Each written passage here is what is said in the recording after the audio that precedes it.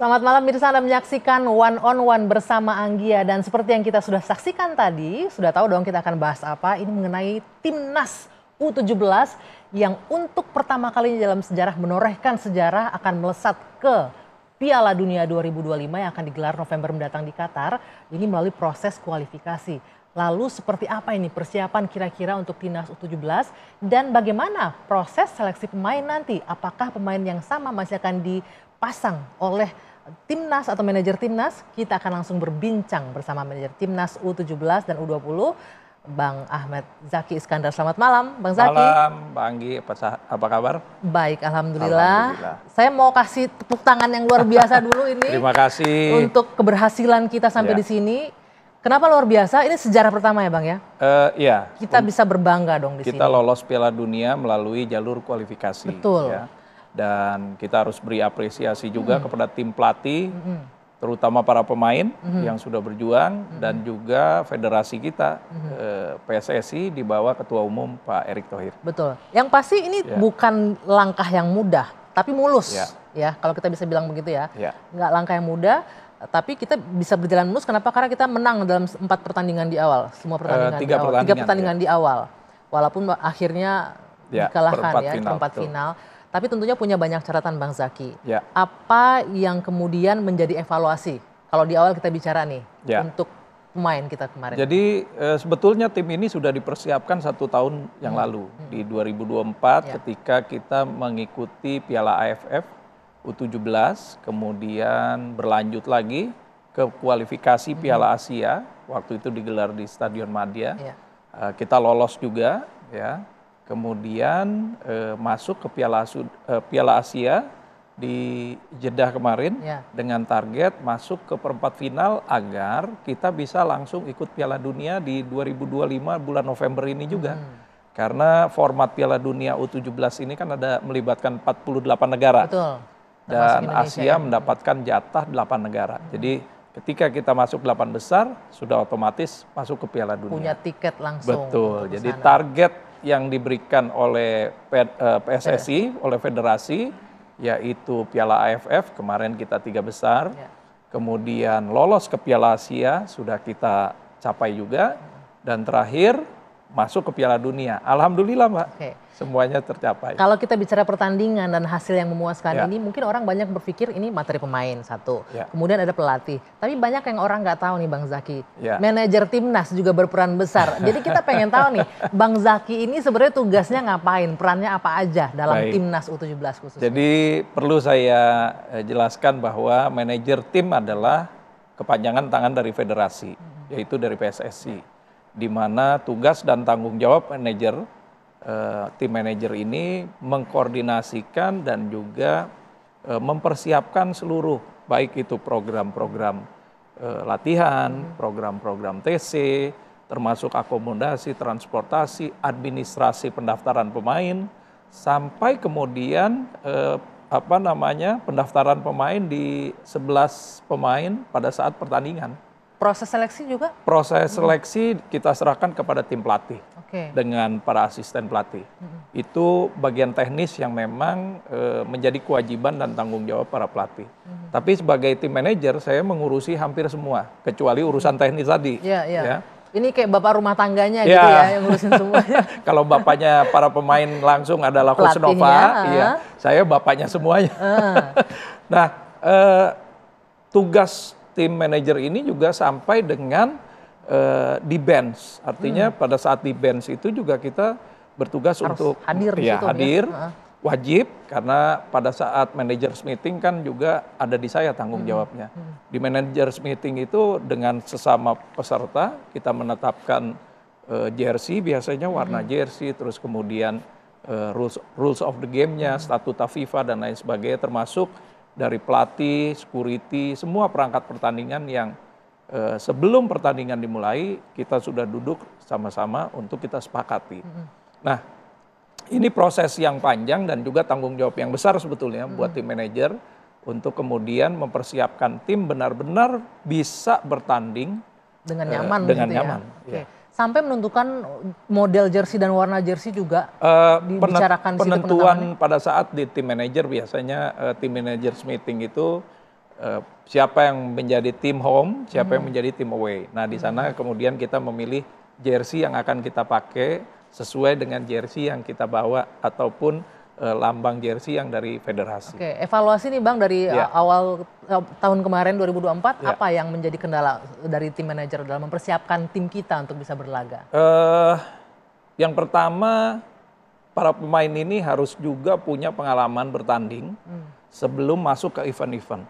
Nah, menentukan jadwal mereka training camp, TC, kemudian juga menentukan jadwal latih tanding dengan lawan-lawan yang kita usahakan levelnya sama atau di atas kita. Bahkan kalau perlu yang di atas kita sebetulnya. Agar mereka juga punya pengalaman menghadapi tim-tim dari negara ataupun yang umurnya juga di atas mereka. Di atas juga. Itu sangat penting sekali untuk membangun kepercayaan diri para pemain dan juga memperkuat mental mereka pada saat pertandingan. Dan yang paling penting adalah bagaimana mereka bisa menerapkan strategi yang sudah diputuskan oleh pelatih diimplementasikan pada saat di lapangan. Karena itu pada akhirnya mereka lah nanti yang akan menentukan sebetulnya. Kan yang bermain mereka. Mereka, betul. Nah berbicara tentang mental, kalau kita lihat 3 pertandingan langsung menang-menang, kita tahu kan ini U17 masih sangat belia. Kalau range umurnya berapa? 15, 16 rata-rata. 16 rata-rata. Ada yang sudah 17 masuk. Oke, artinya nggak gampang juga kan Bang untuk menjaga mentalnya anak-anak ini. Betul. Apa yang dilakukan nih upaya? Kan mereka merasa, wah biar nggak jumawa setelah menang 3 kali game berturut-turut begitu. Apa yang dilakukan? Jadi memang 1 tahun yang lalu Coach Nova ini juga sudah punya aturan kita di tim manajemen juga. Dan kita juga mendampingi mereka dengan psikolog. Jadi selama TC itu ada tim psikolog juga yang mendampingi mereka. Begitu juga pada saat di event-event besar. Jadi pada saat TC didampingi, di event besar juga didampingi. Dan ini bukan cuma di U17, di U20 pun sama. Perangkatnya ada tim psikolog juga. Kita tahu usia-usia ini kan usia-usia dini pada saat berkembang. Nah, dan kita tahu nih anak-anak remaja ya, kalau bertanding ke negara orang terlalu lama, terlalu jauh itu ngaruh juga nggak sih mereka? Sangat berpengaruh juga. Gimana cara ngebujukin adik-adik itu tuh? Pastinya sangat berpengaruh. Di satu sisi mereka semangat, punya motivasi, tapi di sisi yang lain kan kita tidak memungkiri bahwa secara psikologis usia segitu jauh dari orang tua ya. Dengan durasi yang cukup lama. Kemarin sebelum berangkat ke Saudi aja kan kita berangkat ke Dubai dulu untuk melakukan adaptasi iklim dan juga jeda waktu. Kemudian juga melakukan pertandingan uji coba sebelum masuk ke sana. Nah, total berapa bulan kemarin tuh durasinya? Berapa hari? Sebelum pertandingan kurang lebih hampir 3 minggu. 3 minggu. 3 minggu, ya. 2 minggu di Dubai, kemudian baru masuk ke Saudi. Hampir 1 minggu baru pertandingan pertama yang tanggal 4. Nah, sebelum itu juga ada beberapa kali TC, termasuk ke Spanyol. Kurang lebih sekitar 3 minggu. Nah, kita melihat dan juga mengevaluasi jadwal dan durasi TC ini. Agar ketika masuk ke Piala Dunia nanti, anak-anak bertanding dalam posisi yang top, top atau peak performance-nya mereka. Kita bisa lihat di 3 game pertama loh, yang di babak penyisihan, itu peak-nya mereka tuh, peak performance-nya mereka. Nah hanya setelah itu, mulai. Apa, karena termasuk juga faktor udah terlalu lama? Mungkin salah satunya itu. Yang pertama, ketika kita sudah memastikan lolos ke Piala Dunia. Nah, itu jadi agak kendor dikit. Ada banyak faktor juga, termasuk faktor stadionnya juga pada saat itu. Yang biasanya kita main di stadion yang tertutup. Nah, pada saat penyisihan kita main di stadion yang terbuka. Apa pengaruhnya Bang? Kita bisa lihat anginnya pada saat itu kencang sekali. Karena kan ada beberapa bendera juga di lapangan bertumbangan. Jadi itu juga berpengaruh ya? Itu berpengaruh sekali. Fisik teman-teman di terhadap lapangan. fisik, kemudian arah bola ketika bola di atas, itu sesuatu yang baru buat anak-anak. Nah, masih berbicara soal mental, jadi mungkin ya, kalau orang menyaksikan pertandingan terutama yang terakhir kita kalah setengah lusin itu, apa itu juga faktor mental juga atau selain faktor lapangan tadi disebutkan? Di 3 pertandingan pertama kita tidak pernah mengalami kemasukan gol di babak-babak awal. Sama sekali. Karena selalu kita bertahan ingatkan dengan bagus ya. 15 menit pertama dengan 15 menit terakhir itu adalah waktu yang sangat krusial. Ya. Maka dari itu konsentrasinya harus lebih. Nah, pada saat pertandingan terakhir, belum 15 menit, 7 menit udah kemasukan. Itu juga mengganggu mental itu ya, secara mengganggu konsentrasinya. Betul. Ya, karena apa yang kita sudah terapkan di strategi kita, bertahan terlebih dahulu, tapi ketika kemasukan, kan pemain harus berpikir, ini kita tetap bertahan dulu, baru menyerang, atau kita lihat pelatih instruksinya. Ketika pelatih bilang tetap dengan skema yang yang pertama, nggak lama ada gol kedua. Nah, di situ mulai dengan waktu yang nggak terlalu jauh, kalau nggak salah menit ke-20 gol keduanya. Di situ mulai ada transisi yang mengharuskan mereka merubah strategi di tengah pertandingan. Ya. Apalagi ketika jeda babak pertama. Ya sudah, ini di babak perempat final kalah 2, kalah 3, kalah 4 ya tetap juga kalah kan. Nothing tulus, bermain lepas. Kita juga mencoba komposisi dan formasi baru untuk kemudian bermain terbuka menyerang. Dan ya hasilnya kita bisa lihat ternyata tim lawan kita jauh lebih siap dan lebih kuat dari kita gitu. Ya, ini pengalaman yang berharga buat mereka. Ya, at least juga bisa mencoba lah ya dengan merubah strategi baru dan menghadapan langsung dengan lawan begitu ya. Betul. Ini pengalaman dan juga buat tim semuanya agar kita mempersiapkan lebih baik lagi menghadapi event Piala Dunia. Karena yang di Piala Dunia kemungkinan akan lebih dari Korea Utara. Makanya kalau kita lihat komposisi negara-negara yang tergabung lolos 48 itu ya Bang ya. Nah, berbicara soal materi pemain. Ini kan tim manajer juga menentukan ini, mengurus semua administrasi juga pasti juga sedikit banyak juga melihat kan dan juga mulai mencari talent baru kan ya Bang ya untuk masuk nanti. Kalau untuk seleksi kita serahkan semuanya kepada tim pelatih. Apa mungkin yang bisa di-share kriteria akan kemana lagi mencari gini talent-talent baru? Usai jeda nanti kita jawab Bang. Baik, One on One bersama Anggia akan kembali saat lagi.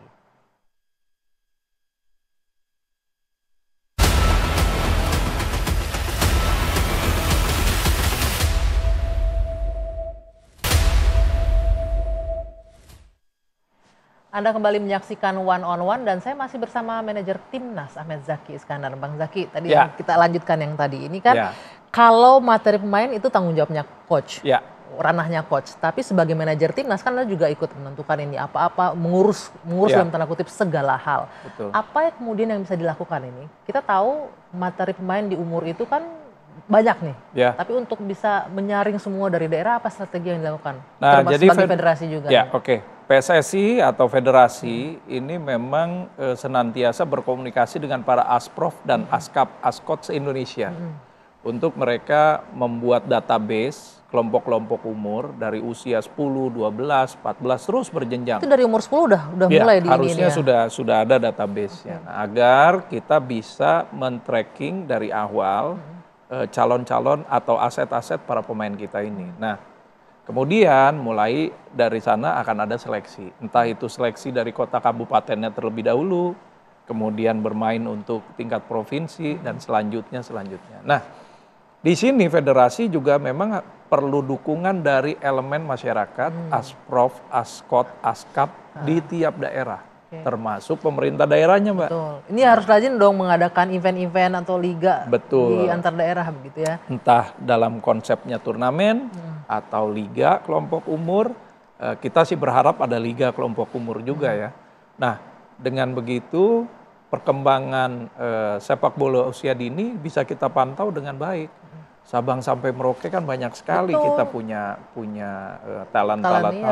Nah, kalau mereka tidak bisa hadir di event-event katakanlah nasional, artinya paling tidak kita bisa memantau mereka. Tapi kalau mereka nggak ada kan nggak kepantau nih dengan segitu banyaknya. Sejauh ini dari berapa 38 provinsi yang mulai aktif ada beberapa memang yang aktif, yang sangat aktif. Ada beberapa juga dengan segala macam keterbatasannya tidak terlalu aktif. Tapi kami senantiasa juga menghubungi sekolah-sekolah sepak bola, klub-klub yang juga atau akademi yang sudah memiliki para stok pemain yang ada. Nah, biasanya itu nanti akan terseleksi dengan dengan sangat ketat sekali. Apa Bang Zaky kendalanya untuk di Asprof, Askap dan Askot untuk melakukan penyaringan dengan mengadakan liga atau turnamen? Yang pertama kita kurang infrastruktur untuk lapangan sepak bola. Kita bicara lapangan ini ya. Kemudian yang kedua ya soal klasik juga pendanaan. Makanya tadi butuh dukungan pemerintah daerah dan koni daerahnya juga. Betul. Karena kan sepak bola ini 11 plus pemain cadangannya kan lumayan memakan anggaran besar kalau untuk turnamen ataupun pembentukan tim. Dengan begitu dukungan-dukungan yang tadi secara komprehensif ataupun kolaboratif di daerah ini bisa membangun semangat sepak bola di daerah masing-masing. Kalau sekarang kan kita udah bisa lihat nih luar biasa sekali semangatnya. Betul. Apalagi tim senior kita punya peluang masuk juga ke Piala Dunia. Betul. Gitu ini untuk sepak bola Indonesia ini pada momen golden moment semua nih Bang, kalau kita bisa bilang nih. Bahkan mungkin juga mengundang komentar negara lain nggak sih pertumbuhan pemain dan permainan Indonesia? Pasti. Kita lihat so far kemarin kan di U20 kita juga sudah mulai terbiasa bermain di Piala Asia. U17 selain di Piala Asia kita juga satu-satunya dari ASEAN yang masuk ke Piala Dunia. Nah, melalui jalur kualifikasi, bukan golden ticket sebagai tuan rumah. Ini membuka mata dunia bahwa setelah terjadi transformasi sepak bola yang positif di Indonesia. Bukan hanya sekedar tim senior saja, tapi dari dunia pembinaan usia dininya juga alhamdulillah kita bisa berjalan dengan baik. Artinya ini menjadi prestasi positif bagi federasi kita. Tidak semata-mata hanya memproduksi pemain senior, tapi juga memproduksi muda juga ikut ya. Walaupun dan faktor regenerasi ini juga penting nanti Mbak. Karena untuk jenjang yang berikutnya. U20 Selepas sampai ini senior. kan tahun depan kita akan mulai lagi seleksi Piala Asia untuk U17, kemudian juga Piala Dunia lagi. Nah, artinya yang umur 16-15 tahun sekarang ini yang akan kita persiapkan di berikutnya. Periode besok tahun 2026 yang 17 akan kita persiapkan untuk ke U20. Gitu. Nggak kelar-kelar nih kerjanya federasi. Kalau untuk pembinaan jalan terus ya. Simultan terus, dan berkelanjutan. Nah, kalau kita bicara lagi ini balik nih, pasti Bang Zaky berkomunikasi dengan Coach Nova mengenai line up pemain dan lain-lain untuk di November mendatang 2025 di Piala Dunia. Apakah ada kemungkinan kita akan menggunakan materi pemain yang sama atau mungkin ada tambahan dari luar atau bahkan mungkin diaspora kita tarik ke dalam? Kita lihat nanti kebutuhan dari tim dan kesiapan individu para pemain itu sendiri menjelang nanti bulan November. Ya kita tidak berharap ya mungkin ada yang cedera nanti terus kemudian juga mungkin ada talenta-talenta yang belum kemarin terpantau. Bisa kita manfaatkan dan bisa kita masukkan mereka menjadi bagian tim yang baru. Jadi tambah kurang itu pasti ada. Dari segi usia mereka qualify untuk tetap lanjut di Kalau U17? tim yang sekarang mereka bisa bermain untuk U17 di bulan November. Batas umurnya masih aman ya? Walaupun batas umurnya masih aman kalau untuk yang sekarang. Tapi paling tidak begini, kita juga tetap memantau kemungkinan talenta-talenta lain yang masuk ke kategori nanti bisa kita libatkan di proses seleksi berikutnya di Timnas U17. Itu PR-nya di Coach Nova berarti ya? Nanti PR-nya di Coach Nova dengan mulai seluruh jalan. perangkat timnya. Sekarang ini dalam rangka pemantauan, terus kemudian pengumpulan data dari database yang ada, ini kita sudah mulai seleksi lagi. Nanti ada tahap pemanggilan lagi untuk praseleksinya. Akan berjalan terus ya sampai menjelang November nanti. Nah, Bang Zaky, ini kita bicara kan masih berapa bulan lagi sih? Mei, Juni, Juli, Agustus, September, Oktober, November. Iya, dibilang sebentar. Enggak juga. Dibilang lama, dekat juga. Banget. Nah, apa yang dilakukan nih untuk menjaga? Tadi kan kita nggak cuma jaga mental, tapi juga fisiknya dong juga. Posisi pemain sekarang ada di mana nih Bang Zaky? Sekarang ada di rumahnya masing-masing, ada di klubnya masing-masing dan juga ada di SSB-nya atau perkumpulan sepak bolanya masing-masing. Nah, mereka tetap latihan atau? Pada saat mereka dikembalikan ke daerah masing-masing, kita sudah bekali mereka dengan beberapa bahan untuk menjaga kebugaran mereka. Termasuk juga menjaga ritme dan juga ritme itu istirahat, jam latihan dan yang paling penting juga asupan gizi. Nah itu tadi kita bahas kan karena rata-rata banyak yang mungkin berasal dari kondisi yang ekonomi kurang. Ada nggak mungkin kayak bantuan support dana untuk mereka menjaga nutrisi, latihan, kita juga sedang dan lain-lain. propose ke federasi untuk memberikan bantuan anggaran kepada mereka agar mereka bisa mendapatkan asupan protein yang tambahan untuk makan sehari-harinya. Begitu juga dengan gym. Nah, kita juga mencoba memberikan bantuan untuk mereka bisa mendaftarkan diri sebagai member gym di daerahnya masing-masing. Oh, itu dibantu federasi saat ini? Itu juga nanti sudah kita berjalan sedang rancang. Baru? Kita sedang rancang semuanya karena ini kan baru 1 minggu aja nih bubar. Nah, untuk minggu-minggu berikutnya kemarin yang kita berangkatkan ke Jeddah, itu semua akan kita pantau. Dan mereka wajib melaporkan kepada Coach Nova dan juga Coach Sofi sebagai pelatih fisiknya.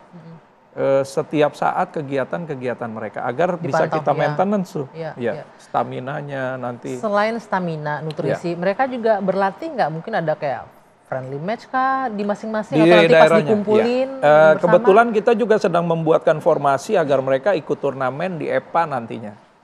Jadi di Elite Pro Academy agar mereka bisa mendapatkan secara reguler sebelum TC ataupun sebelum berangkat situasi kompetisi yang ada. Jadi menjaga ritme mereka agar mereka siap tampil lagi nanti.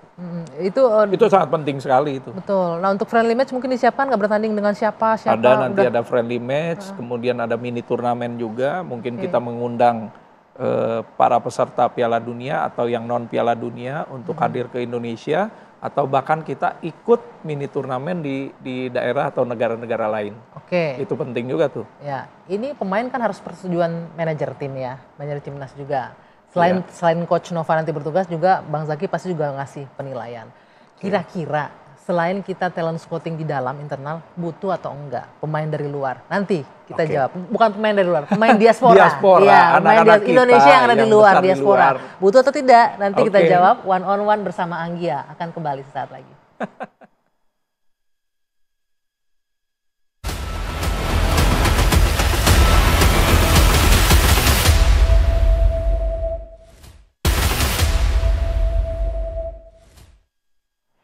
Anda kembali menyaksikan One on One dan masih ada manajer timnas Bang Zaki. Bang Zaki ini yang menggantung tadi.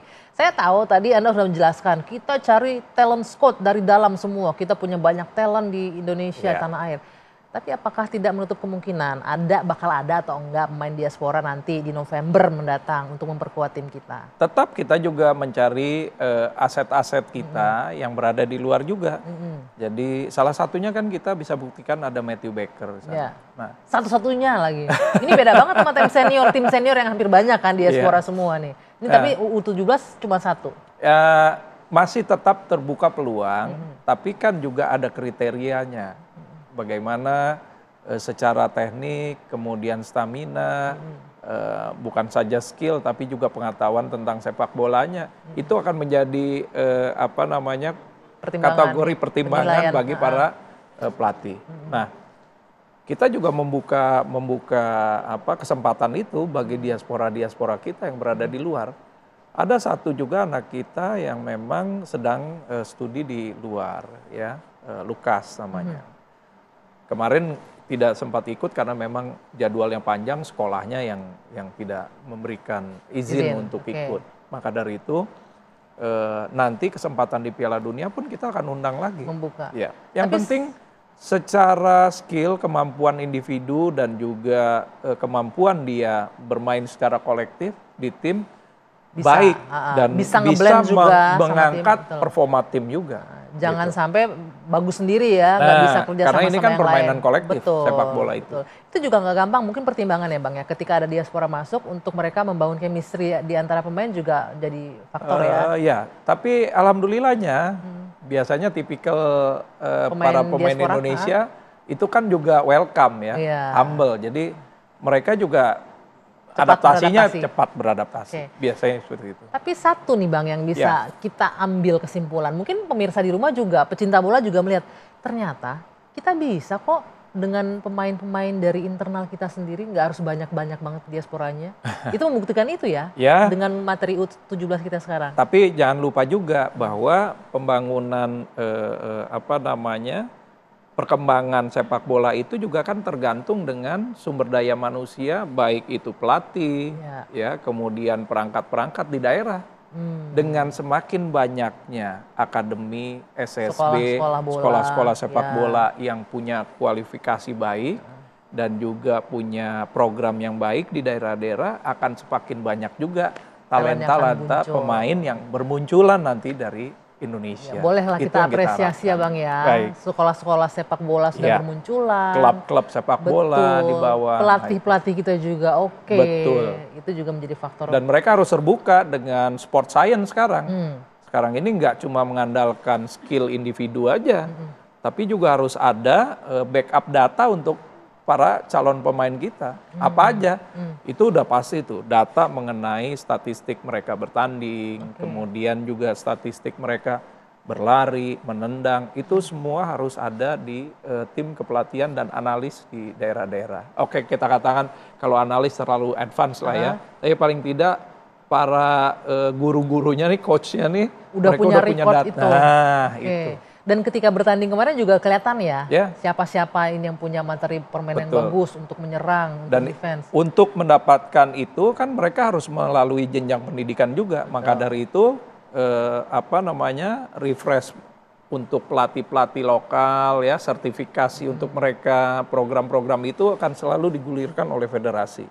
Semakin banyak pelatih baik, semakin banyak pelatih modern di daerah kita, semakin banyak talent-talent muda kita buat untuk ke timnas. Berbicara soal kemampuan, yang pasti sudah yang terbaik untuk di U17 timnas kita. Tapi pasti dong di antara yang terbaik ini ada lagi yang lebih bagus. Sebagai manajer timnas nih Anda melihat siapa nih talenta-talenta yang cukup menonjol lah kita di U17. Ini juga jadi motivasi kan Bang bagi mereka nantinya. Betul. Sebetulnya hampir semua mereka berkembang dengan sangat baik.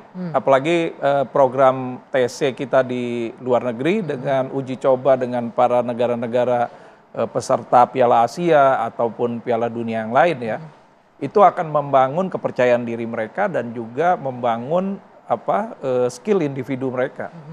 Karena mereka akan lihat standar barnya akan terus tinggi gitu buat mereka. Nah, itu baik untuk perkembangan mereka berikutnya. Kalau ditanya individu ya hampir semua.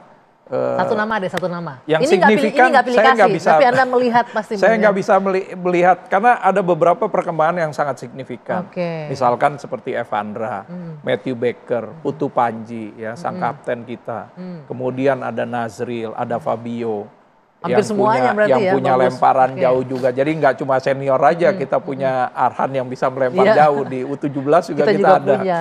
Kemudian ada Mirza, ada Goli, ada Fadli Alberto. Nah ini yang beberapa pemain yang memiliki perkembangan sangat signifikan.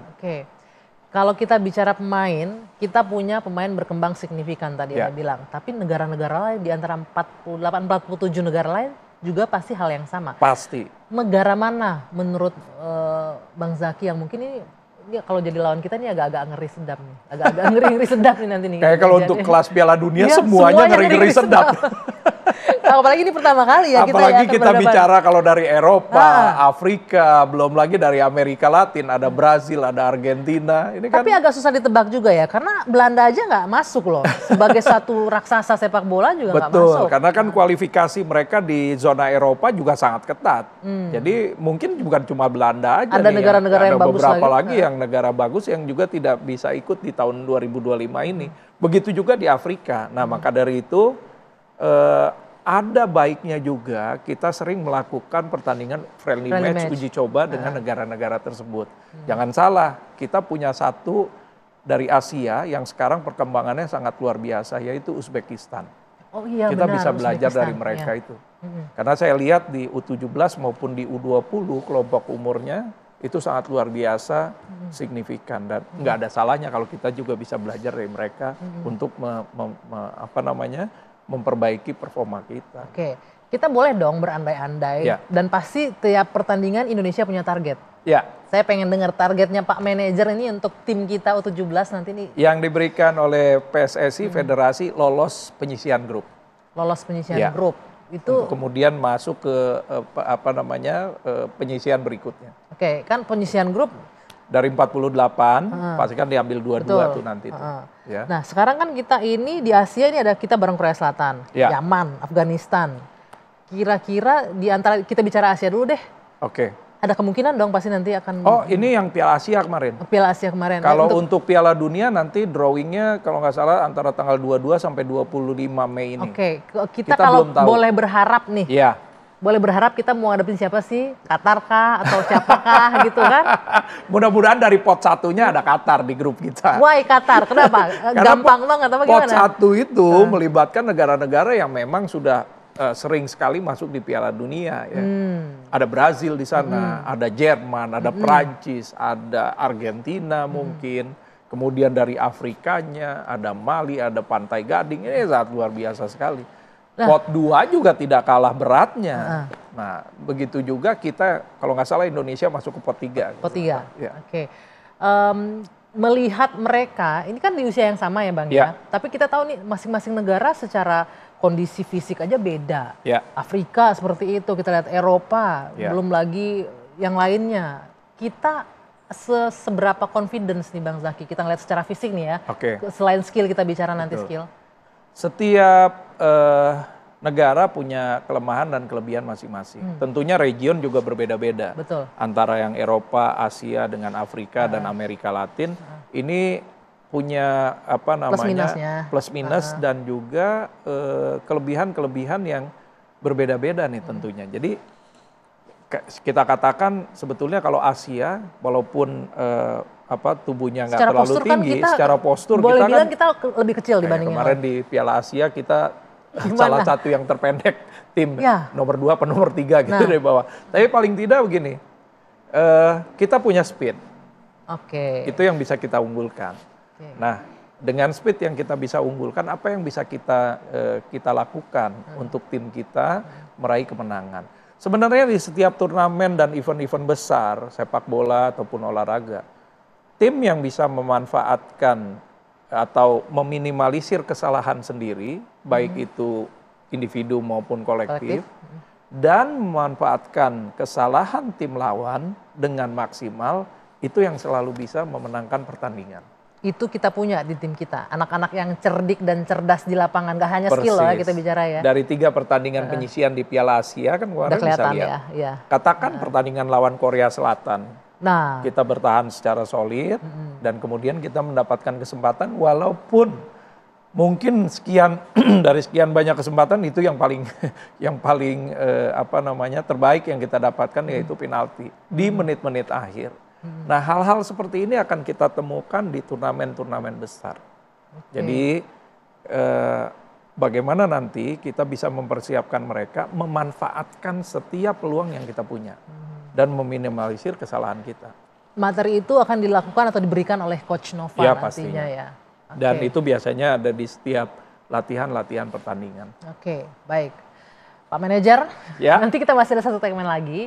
Kalau kita berbicara klub atau timnas, kita bicara timnas secara kolektif tadi sudah disebutkan, ada peran coach, ada peran manajer. Siapa lagi yang berperan penting sampai membawa U17 di titik ini? Nanti kita akan lanjutkan usai jeda. One on one bersama Anggia akan kembali sesaat lagi.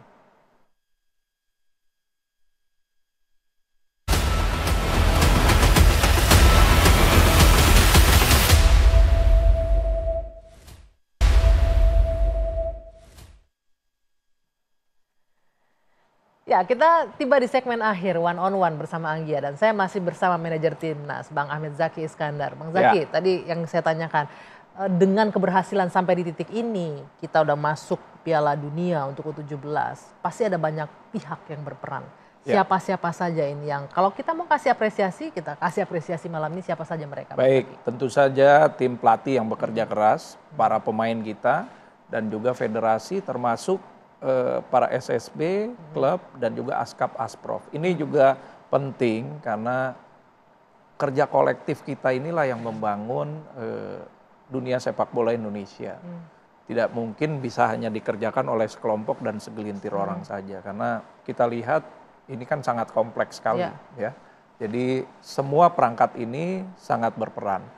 Dan kalau untuk timnya, nah ini perangkatnya juga sama, tim medisnya. Tim medis selain masuk pelatih, asisten coach semuanya, tim medis, dokter, fisioterapis, tim psikolog, dan juga meser, ya, tukang pijat, termasuk juga kitman kita yang mempersiapkan peralatan dan lain sebagainya. Ini kerja kolektif tim yang sangat-sangat terstruktur dan juga terorganisir dengan baik. Nah, itulah tugasnya tim manajer untuk mengkoordinasikan semua dan mengorkestrasi tim ini. Bang, katanya benar sampai si fisioterapis itu juga ditentukan yang secara punya chemistry juga nih sama si fisioterapisnya, sampai diperhitungkan begitu. Iya, betul. Dan apalagi di kelompok umur, ya, mereka juga harus bisa berkomunikasi. Iya, kan dengan beda para nih sama kita. Ini anak-anak kan jatuhnya kan. Gimana nih bisa caranya? Kita katakan itulah.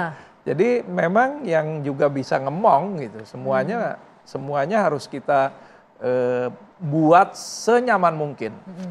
Apalagi pada saat masuk ke event pertandingan. Itu jangan sampai ada friksi atau gangguan-gangguan baik dari eksternal ataupun internal. Pernah nggak ada faktor mood ketika akan bertanding itu yang mempengaruhi? Tiba-tiba ada yang nggak mood gitu. Pasti dong di usia-usia itu kan masih labil tuh Bang. Ini dia, kita kan memanage manusia. Iya kan? Hati orang siapa tahu. Iya, betul. Nah, maka dari itu bagaimana kita secara kolektif tim ini ya, pelatih, manajer, bersepakat untuk membatasi mereka dari sosial media. Kemudian komunikasi dengan orang tua itu yang kita dorong dan keluarga. Ini sangat penting karena ini bisa menjadi motivasi mereka. Tapi untuk sosial media kita membatasi itu. Tidak boleh sama sekali.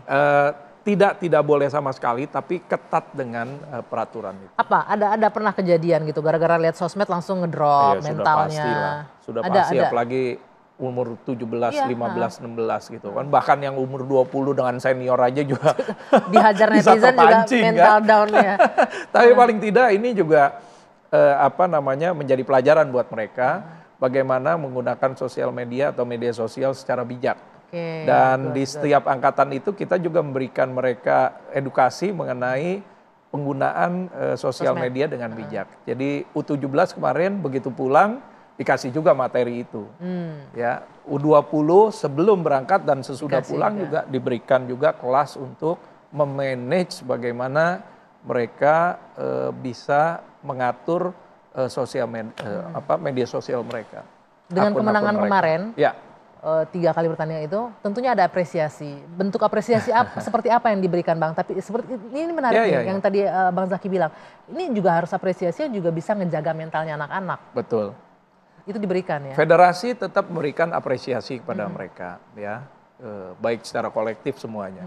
Tapi paling tidak kita memberikan pengertian bahwa tujuan mereka tidak sekedar hanya ingin mendapatkan apresiasi ini.